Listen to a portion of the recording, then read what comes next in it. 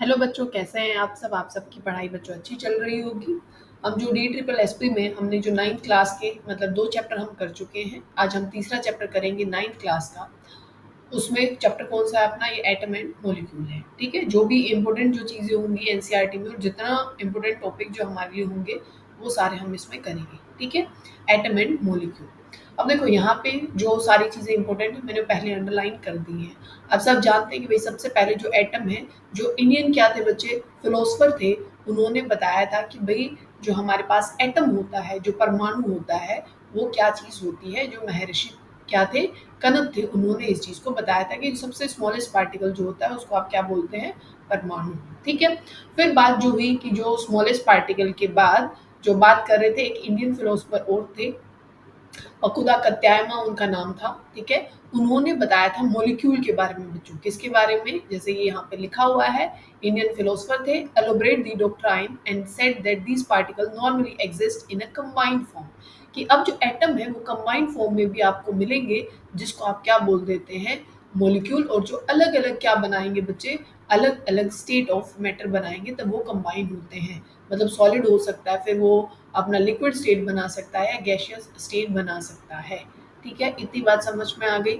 फिर अगर आप बात करें जो ग्रीक फिलोसफर्स थे, क्योंकि हम एंशियंट फिलोसफर जो अपने इंडियन फिलोसफर थे हम उनकी बात कर रहे थे। फिर क्या थे हमारे पास? दो साइंटिस्ट और थे, एक ल्यूसिपस थे और एक डेमोक्रिटस। ये दो थे साइंटिस्ट जिन्होंने किस चीज़ के बारे में बताया इनिशियली? एटम और किस चीज़ के बारे में? मॉलिक्यूल के बारे में बताया।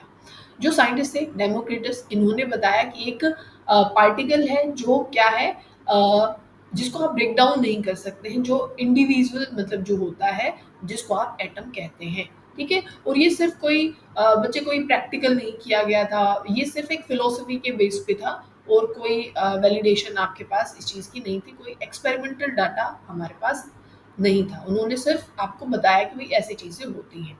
ठीक है, फिर जो हम बात कर रहे हैं कि जो ल्यूसिपस थे, उन्होंने मॉलिक्यूल के बारे में बात की थी। ठीक है, बात समझ में आ गई। ये नॉर्मली इस पैरा में मतलब हमें पढ़ना था, जो मतलब एनसीईआरटी ने बताया। फिर क्या है, जो आप फादर भी जानते हैं, लेवोसियर जो है उनको फादर बोला जाता है बच्चे केमिस्ट्री का।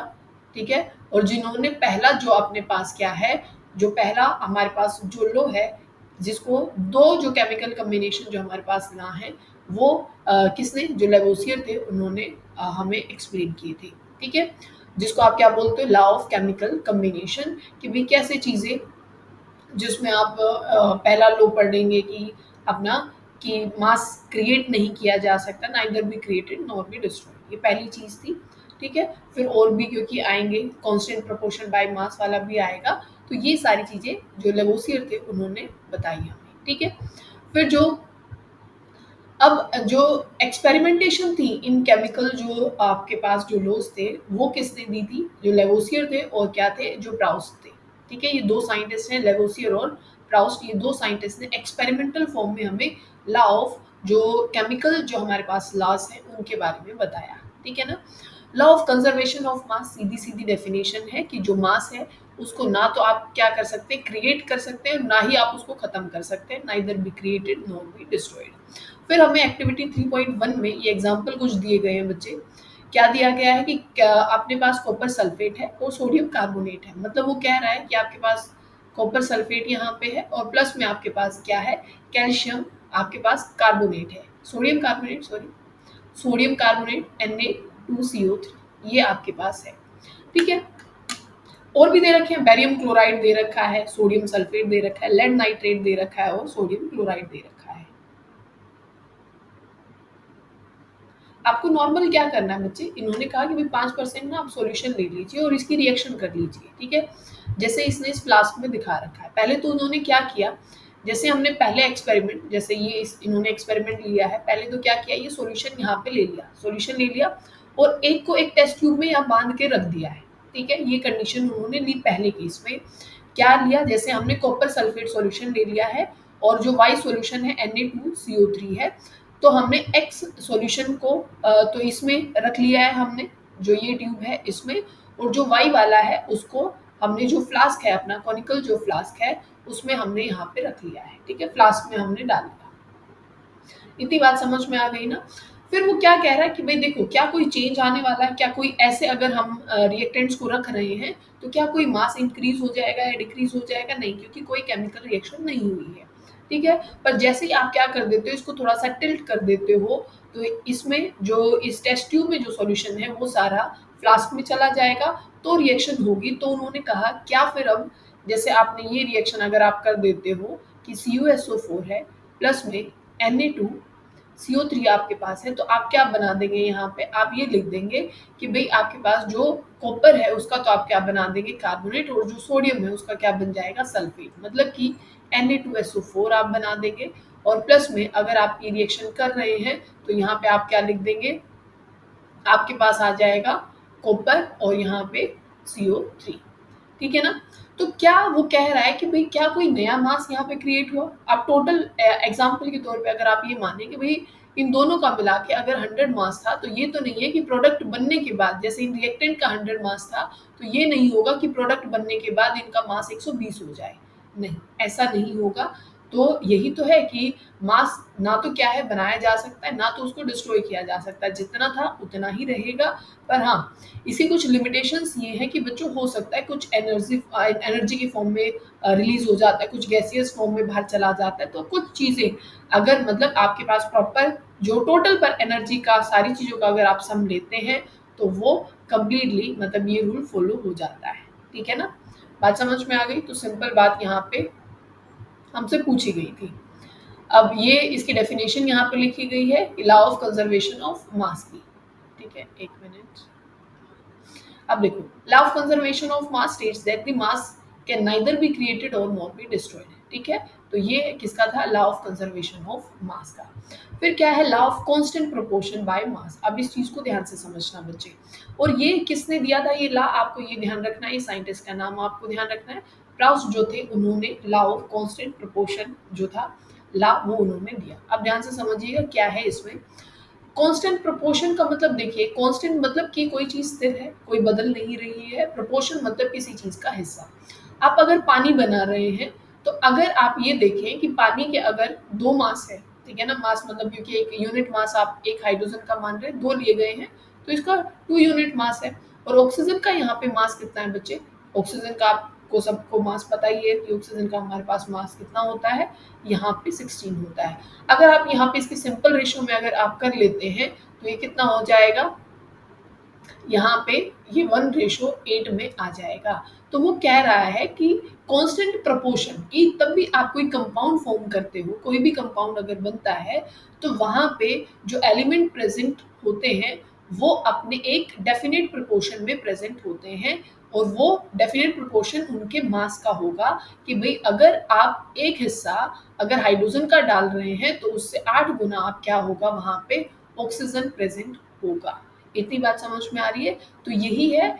और अगर आप देखो, आप कहीं पे भी पानी अगर चाहे हमारे इंडिया से है पानी, आप यहाँ का ले लीजिए, चाहे लैब में बना हुआ पानी है, रिस्पेक्टिव ऑफ एवरीथिंग कि वो कहाँ से बना है, कहाँ से आया है, किसने उसने छुआ है, किसने उसने पानी को बनाया है, इन चीज़ों को अगर आप हटा दें, बेशक से आप किसी ने भी बनाया हो, पानी जो होगा उसका जो प्रपोर्शन होगा, जो उसकी जो तरीका होगा जो बनने का, वो हमेशा यही होगा, और वो फॉर्मूला हमेशा H2O ही होगा। तो ये law of constant proportion by mass मतलब जो है ये लॉ हमें कहता है। ठीक है, अब कोई भी फॉर्मूला ले लीजिए, आप H2SO4 का ले लीजिए, आप CO2 का ले लीजिए, भाई आपको ये पता है कि भाई हमारे पास जो कार्बन है उसका मास कितना होता है, हमारे पास वो 12 होता है, और जो ऑक्सीजन हमारे पास होता है, एक ऑक्सीजन आप जानते हैं 16 होता है, दो का कितना हो जाएगा, 32 हो जाएगा। तो ये भी किस में रहेगा, आप इसको सिंपल फॉर्म में बदल लेंगे तो ये भी चीज किस में रहेगी, एक सिंपलेस्ट फॉर्म में हमारे पास रहने वाली है। क्योंकि और जैसे NH3 अगर आप बना रहे हैं तो सेम ये चीज आ जाएगी कि नाइट्रोजन हमारा 14 जो रहता है, और रेशो जो अपनी हाइड्रोजन की रहेगी वो रेशो 3 रहेगी। तो इसी रेशो को कंबाइन करते तभी अमोनिया बनता है। ये नहीं है कि अगर आप ये कहेंगे कि कोई भी बच्चा बनाने का, भाई मेरा मैं जो अमोनिया बनाऊंगा मैं तो ना 15:3 से बनाऊंगा या 15:1 से बनाऊंगा, ऐसे आप अमोनिया को फॉर्म नहीं कर सकते हैं। ठीक है ना, इतनी बात समझ में आ गई है। तो ये चीज आपको यहाँ पे याद रखनी है। फिर जो साइंटिस्ट रहे जो जो आप बखूबी जिनका नाम आप बहुत बार आपने सुना है, क्योंकि अभी तक बात चल रही थी बच्चों जो ऊपर थे एटम और मॉलिक्यूल की जो बातें चल रही थी वो फिलोसफी बेस्ड चल रही थी। अभी तक ये आइडिया नहीं था कि भई क्या आप मैटर के बारे में आप केमिकली क्या बात कर रहे हैं या जो नाम एटम है क्या है वो मतलब क्या कहना चाह रहे हैं केमिकली मतलब क्या है? तो जो केमिकली बेस्ड कॉम्बिनेशन जो कंसेप्ट था वो किसने दिया था? डाल्टन्स ने दिया था। अब आपको जो डाल्टन है उसके कंसेप्ट आपको जो पॉइंट्स हैं वो आपको पता होने चाहिए। वैसे ये भी टीचर ही थे, ठीक है ना? टीचर ही थे ये भी। तो इन्होंने देखो क्या है कि जो ये जो डेफिनेशन है पूरी आपको पता होनी चाहिए कि Dalton atomic theory all the matter whether an element मतलब जो भी मैटर है उसमें एक एलिमेंट आ सकता है, एक कंपाउंड आ सकता है, मिक्सचर आ सकता है, वो कंपोज्ड होता है मतलब बना हुआ होता है कुछ स्मॉल पार्टिकल से और जिनको आप क्या कहते हैं? एटम कहते हैं, ठीक है?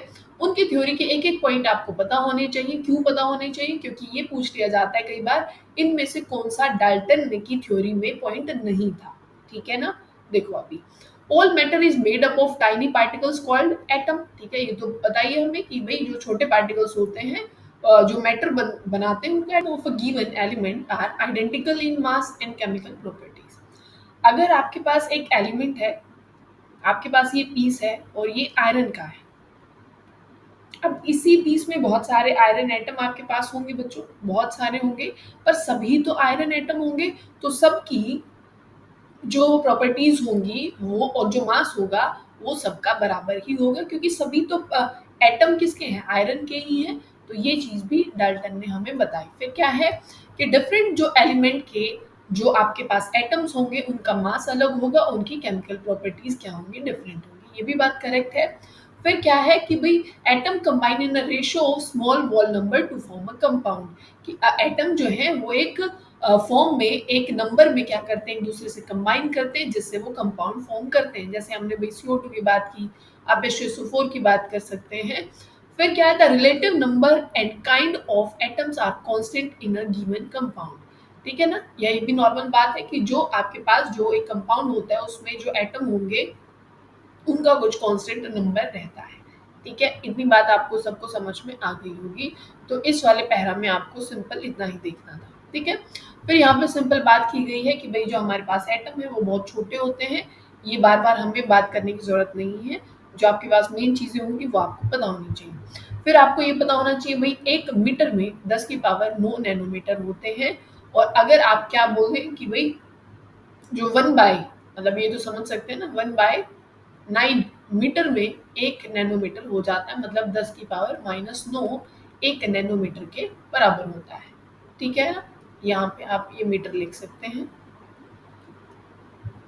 इतनी बात समझ में आ गई फिर देखो कि हमारे पास जो पूरा सिस्टम था कि डाल्टन ने जो साइंटिस्ट थे डाल्टन अभी जिनकी हम बात कर रहे थे जिन्होंने थ्योरी हमें अभी दी थी उन्होंने ये सिंबल दिए थे बच्चे एटम्स के ये जितने भी एलिमेंट्स हैं ना उनके सिंबल हमें दिए कि भाई हाइड्रोजन का ऐसा होगा फॉस्फोरस का ऐसा होगा अब देखो इतने सारे एलिमेंट्स हमारे पास हैं 118-19 के आसपास है तो आप ये देखो ना कि आप इतने सारे एलिमेंट्स के ऐसे सिंबल याद रखोगे पॉसिबिलिटी नहीं है फिर जो साइंटिस्ट रहे जिन्होंने नॉमेनक्लेचर हमें दे रखा है आईपैक में भी उनका अच्छा खासा नाम है ब्रिजिलियस जो साइंटिस्ट थे इन्होंने दिया कि आप इस ये सब कुछ करने के बजाय आप क्या करें जो एलिमेंट्स है ना जैसे आयरन है या फिर आप ये मान लीजिए मैग्नीशियम है तो उनके इनिशियल जो लेटर्स हैं वो ले लीजिए जो पहले वाला लेटर होगा वो बड़ा होगा नेक्स्ट जो होगा वो क्या होगा स्मॉल होगा वो छोटे उसमें लिखा जाएगा तो ये जो था ये दिया था डाल्टन ने ब्रिजिलियस ने क्या दिया था बच्चे जो सिंबल मतलब जो आप लेटर के हिसाब से लिखते हो वो दिया था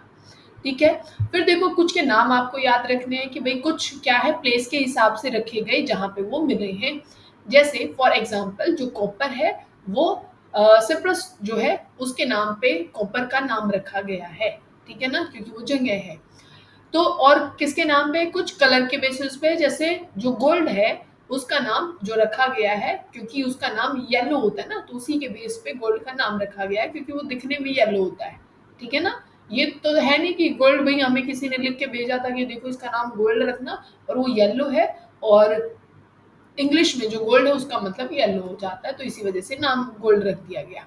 फिर आपको आईयूपैक जो है उसकी आपको फुल फॉर्म पता होनी चाहिए, international union of pure applied chemistry आप इसको बोलते हैं। ठीक है, इतनी बात समझ में आ गई है। फिर आप यहाँ पे नॉर्मल चीजें आप याद रख सकते हैं भाई, कैसे लिखना है, जैसे अभी मैंने बताया हाइड्रोजन को ऐसे लिखेंगे, एल्यूमिनियम को पहले ए बड़ा लिखेंगे, एल छोटा लिखेंगे, ऐसे आपको नहीं लिखना, नहीं तो ये गलत हो जाएगा। ठीक है, फिर आपको ये याद रखना है कि कुछ आपको जो अपना ग्रीक जो है या जर्मन है, लेटिन है, वहां से कुछ वर्ड उठा रखे हैं। जैसे आयरन को आप क्या बोलते हैं, फेरम बोलते हैं, इसी वजह से आयरन का आई आर नहीं लिखा हमने, एफ ई लिखा है, क्योंकि फेरम नाम है इसका। अगर आप सोडियम की बात करते हैं तो हम उसको एस से नहीं लिखते, उसको आप नेट्रियम जो है वहां से वर्ड ये आया है, इसी वजह से एन ए उसको लिखा जाता है। तो ये पूछा जा सकता है भाई एन ए है कहाँ से डिराइव है, नेट्रियम ही होता है। अगर आप अपने पास जो पोटेशियम होता है इसको कैलियम के नाम से ये हमारे पास आया हुआ है।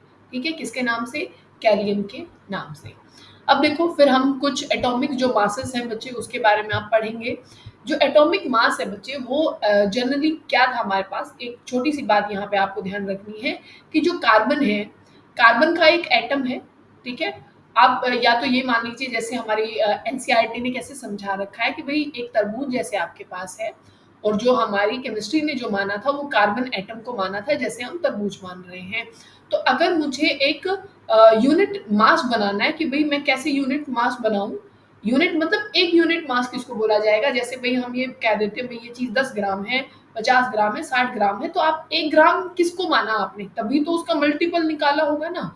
तो ऐसे ही कार्बन जो अपने पास एटम है उसके 12 हिस्से किए गए, कितने हिस्से किए गए, 12 हिस्से में डिवाइड किया गया, उसका एक जो हिस्सा है उसको एक यूनिट मास माना गया बच्चे, कितना माना गया, एक यूनिट मास। बात समझ में आ गई, तभी तो कार्बन का 12 यूनिट मास रखा गया ना, क्योंकि उसका एक हिस्सा एक यूनिट मास है, तो 12 कितना हो जाएगा, 12 यूनिट मास हो जाएगा।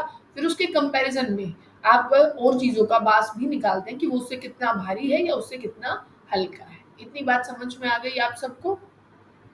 तो इसको यूनिट मास, तो ये कुछ चीजों के मास लिखे हुए हैं, आपको ये याद रखने हैं।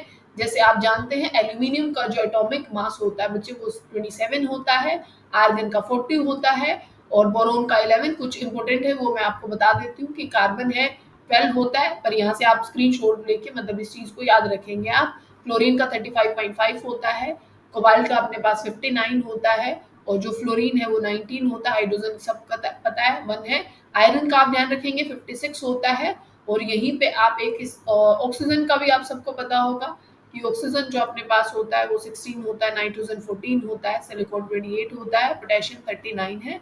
यहाँ पे मैंने ऑल ओवर सारे लिखे हैं, और आप कुछ इन एलिमेंट्स का जो है 1 से 20 तक तो आप याद रखेंगे ही, और आपको उसमें आयरन और कॉपर भी आपको याद रखने हैं बच्चे। किसका, आयरन और जो कॉपर है उसका मास आपको ध्यान रखना है। मैंने लिखा हुआ है यहाँ पे, कॉपर का भी लिखा हुआ है कि 63 है, और आयरन का भी लिखा हुआ है, ये आपके पास 56 है। ठीक है, ये आप ध्यान रखेंगे।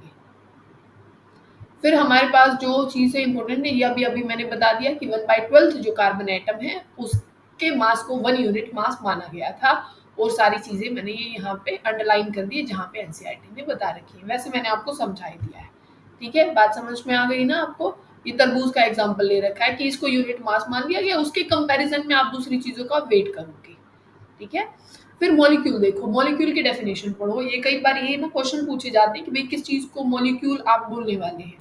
तो अब देखो, a molecule is a general a group of two or more atom that are chemically bonded together.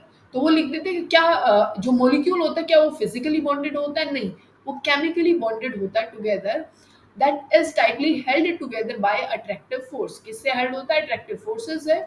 A molecule can be defined as the smallest particle of an element or a compound। किसका, element का, और किसका, अपना compound का, that is capable of an independent existence. अब यहाँ पे ध्यान दीजिएगा, वैसे तो सबसे स्मॉलेस्ट जो आप कंपाउंड और एलिमेंट की जो बात करते हैं उसमें एटम कहलाता है, पर उसने आगे क्या बात कही कि जिसकी अपनी इंडिपेंडेंट एग्जिस्टेंस है वो सबसे जो छोटी चीज होती है वो मॉलिक्यूल ही होता है, and show all the properties of that substance, और जो उसकी प्रॉपर्टी भी दिखाएगा। Atom of the same element, क्या है, atom of the same element or of the different element can join together to form a molecule. अब यहाँ पे मतलब कि आप H2 को भी मॉलिक्यूल बोल सकते हो और आप H2O भी एक मॉलिक्यूल होगा, तो यही तो बोला है, या तो सेम एलिमेंट के हो या फिर डिफरेंट एलिमेंट जो एक दूसरे के साथ जुड़ जाएंगे वो भी क्या कहलाएगा, मॉलिक्यूल कहलाएगा। ठीक है, ये बात आपको समझ में आ गई होगी। तो ये मैंने सेम चीजें वही मैंने बता दी है। फिर ये जो टर्म आती है बच्चे एटोमिसिटी, एटोमिसिटी कितने नंबर ऑफ एटम्स उस एलिमेंट के साथ जुड़े हुए हैं उसको आप एटोमिसिटी कहते हैं। जैसे कुछ चीजें हैं जो मोनो एटॉमिक ही होती है, मतलब जैसे आर्गन है सिंगल प्रेजेंट होगा, हीलियम है, नियोन है, ये सिंगल प्रेजेंट होते हैं। हाइड्रोजन है वो डाई एटॉमिक होगा। ओजोन है 3 एटोमिसिटी होगी। फास्फोरस है 4 होगी। और अगर सल्फर है S8 फॉर्म में होगा तो पॉली एटॉमिक या फिर ओक्टा आप वर्ड लगा देते हैं। तो ये चीज भी आप ध्यान रखने वाले हैं। ठीक है, फिर आपको आयंस का पता होना चाहिए कि आयंस क्या होते हैं। आयंस होते हैं जो चार्ज स्पीशीज होती है उसको आयंस बोलते हैं। कैटायन होता है जिसपे पॉजिटिव चार्ज होता है जैसे Na पॉजिटिव, एनायन होता है जिसपे नेगेटिव चार्ज होता है जैसे Cl नेगेटिव। ठीक है, बात समझ में आ गई ना, तो ये चीज आप ध्यान रखेंगे। फिर अगर आप देखो, फिर आपको वैलेंसीज याद होनी चाहिए बच्चे। क्या है वैलेंसीज, वैलेंसी ये वाला सबसे इंपॉर्टेंट आपके लिए रहेगा कि वैलेंसीज कैसे, मतलब आप वो आपने सीखा होगा, आपने कन्फिग्रेशन आप सब जानते होंगे।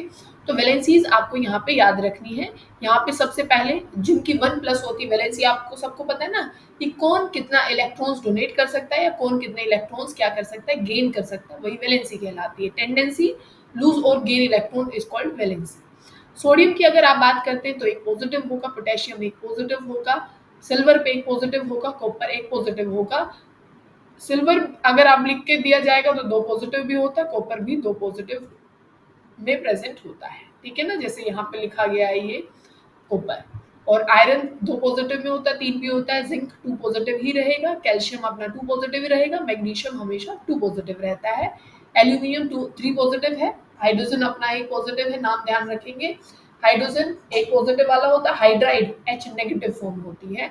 ब्रोमाइड है ये आयोडाइड है, नेगेटिव है। ऑक्साइड पे अपना 2 नेगेटिव होता है। सल्फाइड 2 नेगेटिव होता है। नाइट्राइड अपना N3 नेगेटिव होता है। ये कुछ कॉम्प्लेक्सेस हैं, जैसे आप याद रखेंगे कि SO4 पे कितना होता है, 2 नेगेटिव। SO3 पे कितना होता है बच्चे, यहाँ पे 2 नेगेटिव होता है। CO3 पे कितना होता है, 2 नेगेटिव होता है। और PO4 पे कितना होता है, फॉस्फेट पे 3 नेगेटिव होता है। ठीक है, OH पे 1 नेगेटिव होगा। NH4 पे कितना होगा, 1 पॉजिटिव। तो ये जो चार्जेस हैं वो आपको ध्यान रखने हैं। ठीक है, क्योंकि यहाँ फॉर्मूला बनवाते थे ना हमसे, जैसे आपको वैलेंसीज अगर ध्यान नहीं होती तो आप नहीं बना सकते कि भाई कैल्शियम है और SO4 है तो ये फार्मूला क्या बनेगा, कैल्शियम की 2 वैलेंसी है, SO4 की भी 2 है तो CaSO4 फार्मूला बन जाएगा। अगर आपके पास एल्यूमिनियम है, SO4 है, एल्यूमिनियम की 3 होती है वैलेंसी, SO4 पे 2 होती है, तो हम क्रॉस कर देते थे ना कि ऐसे, तो ये हो जाएगा Al2SO4 का थ्राइस। ठीक है, बात समझ में आ गई। और फिर हमारे पास जो आता है बच्चे, ये फॉर्मूले आपको बनाने आने चाहिए। और मास सबको निकालना आता है ना, ये वाला क्वेश्चन तो पूछा जा चुका है कि जैसे HCl है इसका मास बताना है। H का मास अपने पास जैसे 1 है, क्लोरीन का जो अपने पास हो जाएगा 35.5, तो इसको ऐड करके बता देना। और या फिर अपने पास जैसे है कि भाई H2SO4 का आपको निकालना है, तो आपको H का पता है भाई ये 2 हो गए, 2 एटम है। सल्फर का अपने पास कितना होता है, सल्फर होता है अपने पास 32 होता है। और ऑक्सीजन ऑक्सीजन का मास कितना है 16, और कितने एटम है इनटू में 4 कर दो, ये मास हो जाएगा, ये लगभग 98 के आसपास आ जाएगा। ठीक है, ऐसे आप मॉलिक्यूलर मास निकालते हैं। मोल कंसेप्ट मैंने पहले ही एक वीडियो में करा रखा है, तो मोल कंसेप्ट आप वहां से पढ़ लेंगे। ठीक है बच्चों, यहाँ से ये वाला चैप्टर अपना खत्म हो जाता है। फिर नेक्स्ट लेक्चर में हम जो एक चैप्टर और बचा है 9 का वो हम खत्म कर लेंगे। ठीक है।